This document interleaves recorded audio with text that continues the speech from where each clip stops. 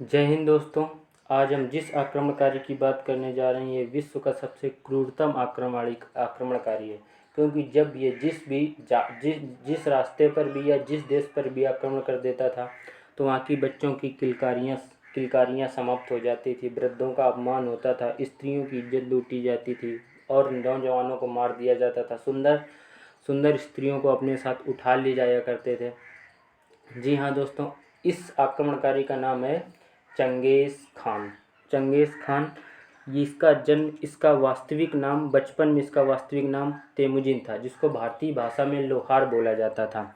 लेकिन इसको भारतीय भाषा में लोहार बोला जाता था।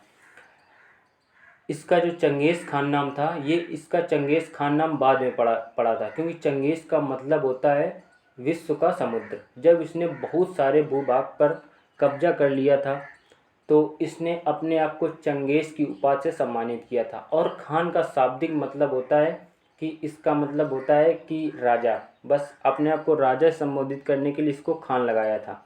इसको बहुत लोग खान लगने के कारण इसको तुर्क बोला करते थे। तुर्क बोला करते थे क्योंकि ऐसा कहा जाता था जो तुर्क मुसलमान थे उन्हीं के ये तुर्की मुसलमान था। लेकिन बाद में इसको पता चला कि जब इसका वास्तविक नाम देखा गया तो इसका जो धर्म निकल कर आया वो तेंगरी धर्म से था। तेंगरी धर्म में तेंगरी भगवान की पूजा होती है और ये धार्मिक मामलों में बहुत ही उदारवादी था। धार्मिक मामलों में ये सभी धर्मों को सम्मान देता था। और इसी के कारण है कि ये पूजा के रूप में समाबाद की पूजा करता था। समाबाद का मतलब होता है नीला आसमान। ये नीले आसमान की पूजा करता था। इसका कहने का मतलब, इससे ये कहता था कि हम सब लोग एक नीले आसमान की तरह एक आसमान के नीचे रहते हैं, तो हम सब लोग एक हैं। अगर इसकी हम माता का नाम बात करें तो इसकी माता का नाम हेलम था, पिता का नाम एसुजेई था और पत्नी का नाम बोर्टी था। जब ये 9 वर्ष की आयु का था तब इसके पिता एसुजेई की मृत्यु हो गई थी। और जब ये जब 11 वर्ष का था इसके पिता एसुजेई की मृत्यु हो गई थी। और जब ये 9 वर्ष की था तब इसकी पत्नी बोर्टी से इसकी शादी हो गई थी। ऐसा कहा जाता था कि इसकी क्रूरता का अंदाज़ा इस बात से लगाया जा सकता था कि जब ये छोटा था तो इसका एक सौतेला भाई था। इसके टोटल 3 सगे भाई, 2 सगी बहनें और 2 सौतेले भाई थे। इनमें से एक सौतेला भाई बेटर था। बेटर कहा जाता था कि इस बचपन में खेल खेल में जब बेटर इसको परेशान किया करता था तो उसी के गुस्से के कारण बेटर की हत्या कर देता है। लेकिन जब ये 13 वर्ष की आयु का होता है तो इसका जो सगा भाई जमुका होता है तो उत्तराधिकार को लेकर युद्ध हो जाता है। इनके कबीले हुआ करते थे पहले, तो कबीलों को लेकर इसको उत्तराधिकार के रूप में संघर्ष हुआ, जिसके कारण इसने अपने सगे भाई जमुका की 13 वर्ष की आयु में हत्या कर दी थी। तब इसके बाद ये अपने कबीले का उत्तराधिकारी बन जाता है, क्योंकि इसके पिता की मृत्यु तो जब ये 11 वर्ष का था तभी इसकी पिता की मृत्यु हो गई थी। अगर हम इसकी बात करें कि इसका जन्म कहाँ पर हुआ था तो इसका जन्म हुआ था मंगोलिया के उत्तरी भाग। मंगोलिया का जो ये उत्तरी भाग है इसी पर हुआ था इसका जन्म, जो कि चाइना और रूस के बीच में पड़ता है। वर्तमान में चाइना और रूस के बीच में पड़ता है। और उत्तरी भाग में एक नदी है जिसका नाम ओनेन नदी है। ओनेन नदी में एक प्रांत पड़ता है खेंती प्रांत, वहीं पर इसका जन्म हुआ था। लेकिन कहा जाता है कि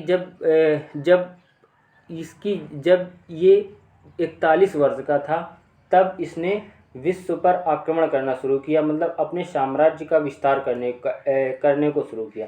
अब यहाँ से इसको ये समझा जा सकता है कि जब अशोक जैसे सम्राट, जो बहुत ही बड़े सम्राट हुए, पर लगभग पूरे विश्व पर नहीं, लेकिन ये है कि एशिया के पूरे भाग पर इन्होंने कब्जा किया। एशिया से लेकर यूरोप तक इनका साम्राज्य रहा। ये 41 वर्ष की आयु पर होने पर अपने आक्रमण को समाप्त कर चुके थे, लेकिन इसने 41 वर्ष की आयु में ही विदेशों पर कब्जा करना शुरू किया। और इससे ये पता चलता है कि एक कुशल राजनीतिक और आक्रमणकारी था। जब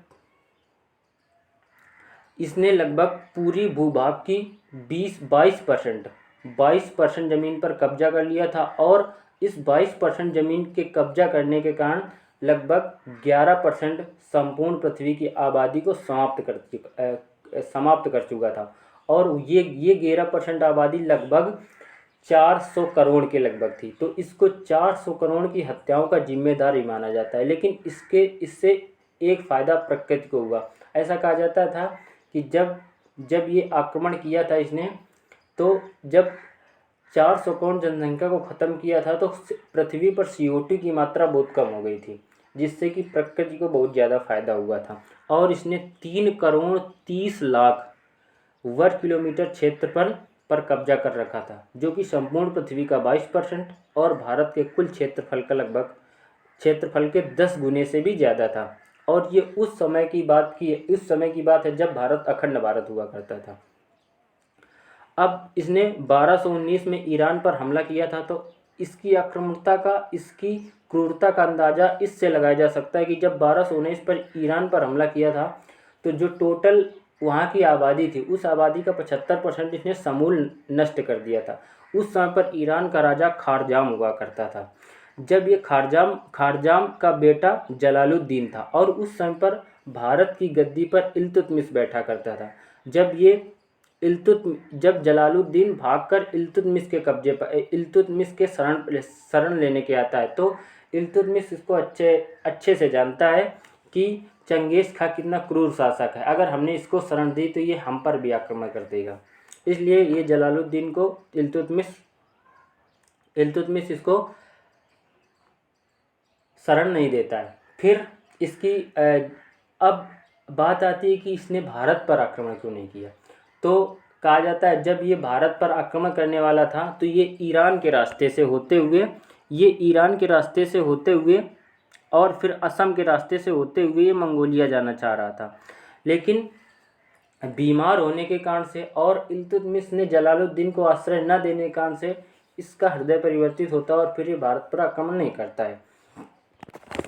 अब इसके बाद अगर हम बात करें उज्बेकिस्तान की, जब इसने ये उज्बेकिस्तान पर आक्रमण किया था तो उसके दो बड़े शहर थे, एक का नाम बुखारा और राजधानी समरकंद थी।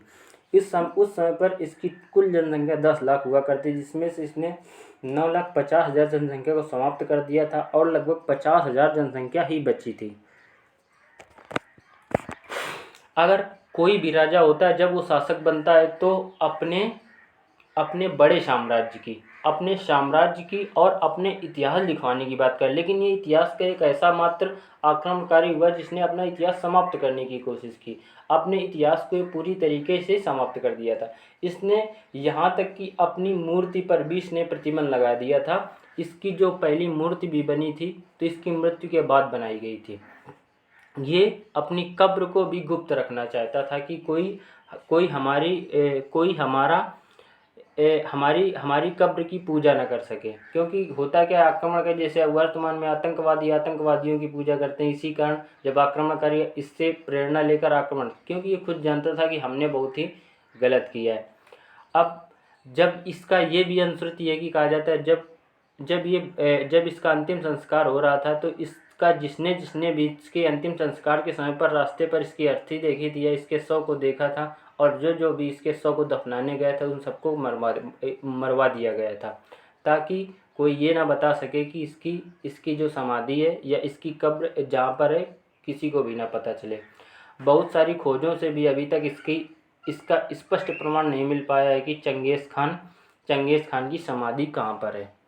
तो दोस्तों ज़रूर बताइएगा कि चंगेज़ खान के बारे में आप लोगों को कितनी जानकारी समझ में आई या नहीं आई, और इसमें अभी और अगर इम्प्रूव करने की ज़रूरत हो तो भी बताइएगा।